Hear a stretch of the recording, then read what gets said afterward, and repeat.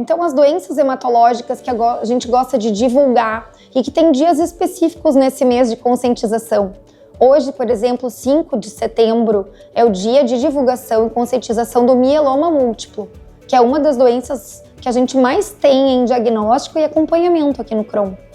Especificamente, não se sabe por que a nossa região temos bastante paciente com esse diagnóstico, porém é uma doença oncológica da medula óssea, uma proliferação exagerada de uma específica célula do sangue que leva a anemia, alteração óssea, alteração até do rim, a infecções de repetição. Então, o mieloma, a gente faz um trabalho de divulgação também entre a população e entre colegas médicos, para que sempre possa lembrar desse diagnóstico e assim que desconfiar com exames específicos solicitados por eles, logo encaminho para centro especializado de oncohematologia. Mas nós temos outras doenças que vale relembrar.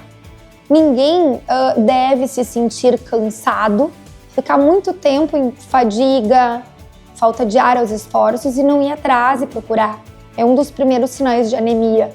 E não é normal uma pessoa ter anemia. A anemia precisa ser tratada, a gente precisa achar a causa para essa anemia, tá? Que muitas vezes pode ser uma deficiência vitamínica, mas muitas vezes pode ser uma outra doença por trás, reumatológica, câncer, intestino, tireoide, uma doença renal, sangramentos. Não é comum a pessoa não apresentar sangramento até determinada fase de uma vida e depois começar a ter sangramento nasal com frequência, da gengiva, hematomas. Deve fazer uma avaliação laboratorial também. Claro que pode ser feito por um clínico geral, um médico de família, seu médico de confiança, mas assim que persistir a desconfiança, procurar um hematologista, tá? Outra coisa que também a gente deve se atentar, as infecções de repetição. Não estamos falando de fazer gripes com frequência, porque estamos passando por uma fase de muito contato viral com adenovírus, influenza, H1N1. Estamos falando de quando essas infecções virais se complicam, como pneumonias, que se repetem no decorrer do ano, numa população que não ficava doente antes.